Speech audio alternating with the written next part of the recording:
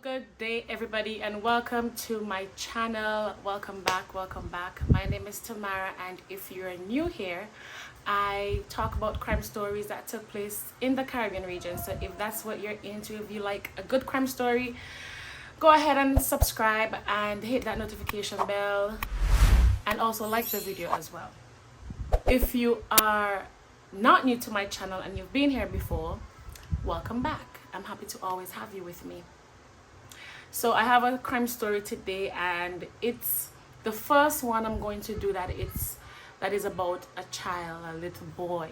So it's a little bit more sad than, all the crime stories are sad, but this one is it's about a child, so it's just a little bit more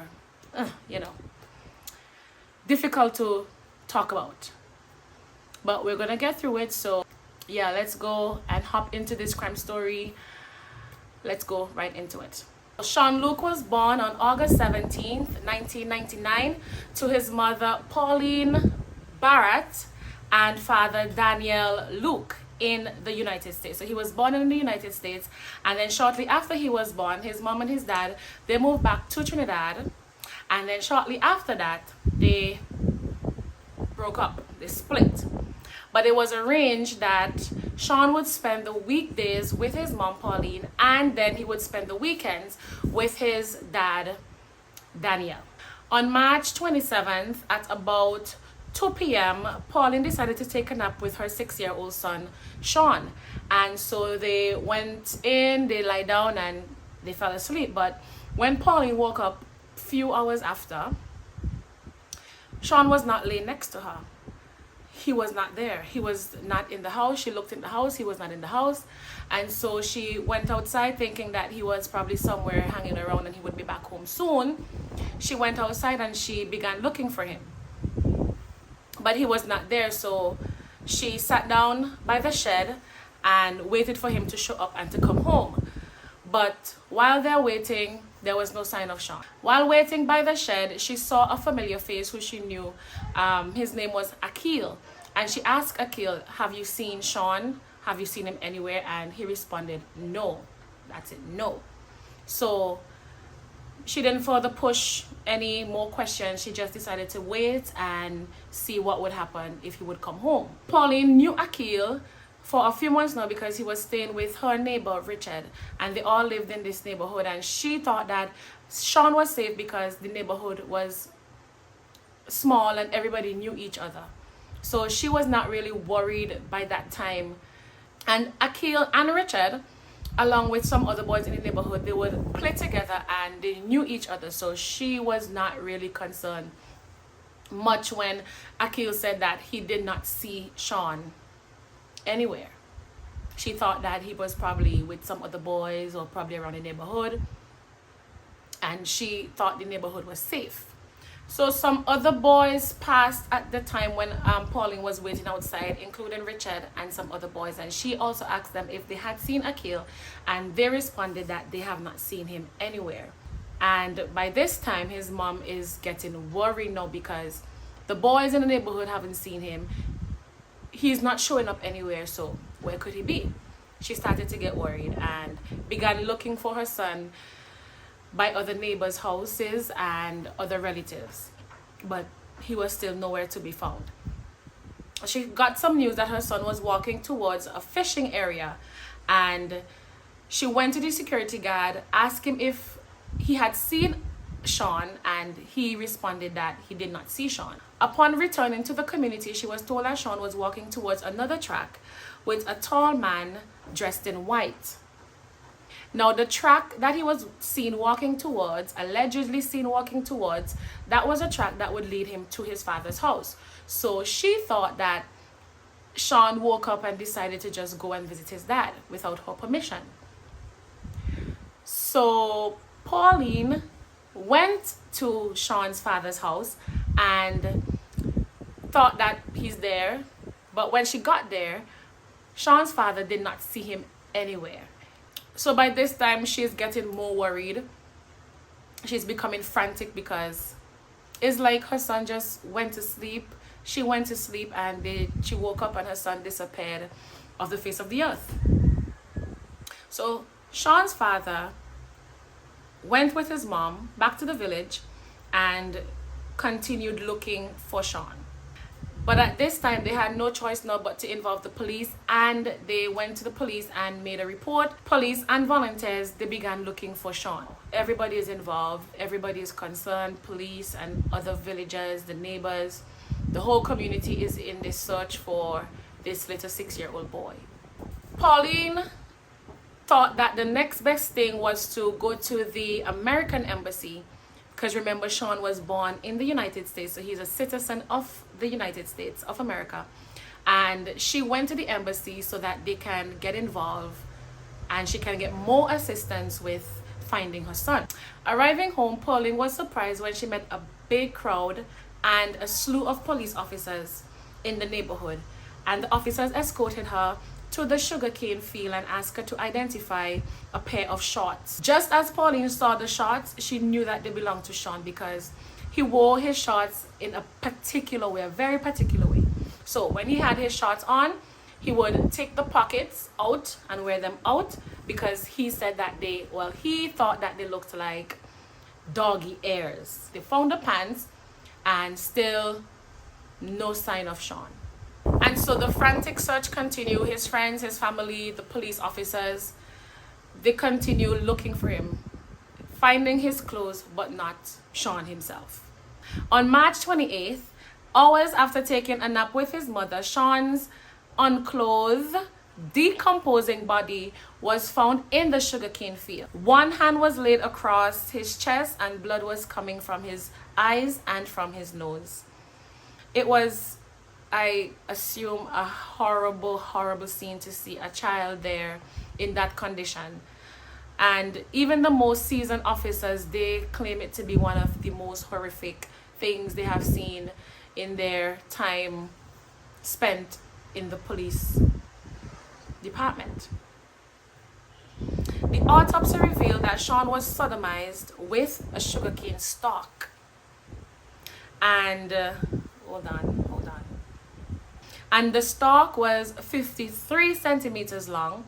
It was pushed up his rectum, behind his bladder, and ending at the upper right chest cavity at the bottom of the collarbone. So it came up somewhere around here from his rectum. Furthermore, Sean had bruises on his neck, which indicated that pressure was applied, so he was probably choked. It was concluded that Sean died as a result of severe injury and hemorrhaging. It's just... ooh. So while Sean's family mourned his death and prepared for his burial, it was still unclear as to who could have committed this crime, like a 6-year-old child. Who would have wanted him dead? And most importantly, why? So, investigation continued and police were now on the search for this person who could have committed such horrific crime. Now, you remember Akil, the young man that was outside when Pauline was sitting at the shed she was waiting for her son to come home, and she asked Akil if he had seen Sean. Well, it was revealed by some other boys that Sean was walking into the cane field with both Akil and Richard. DNA samples were taken from Akil with the consent from his mom, and he was 13 at the time. So now we are getting to know that these two boys are just teenagers and just children themselves. So Akil was 13 and Richard was 16, but he did not give his DNA. So during an interview with the police, Akil gave an alibi, and Richard, on the other hand, he gave statements that implicated both him and Akil in the crime. They were charged with the murder of Sean Luke and taken into custody.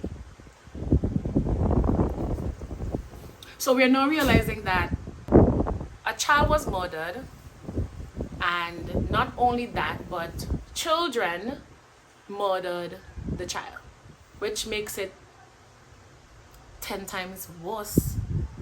15 years after the murder was committed, Akil and Richard finally stand trial, and during the trial it was revealed that Akil's DNA sample was a match to the samples found on Sean's underwear. During an interview, when they were initially questioned by the police, Richard described the sugarcane stalk as having 12 joints.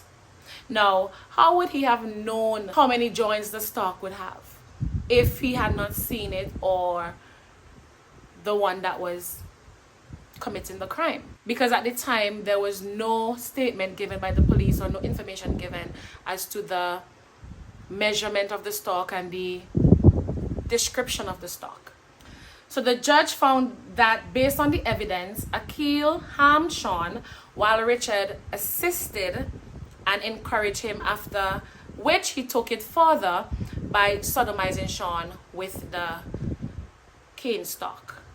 During the trial, both men denied committing the crime and they denied knowing who did.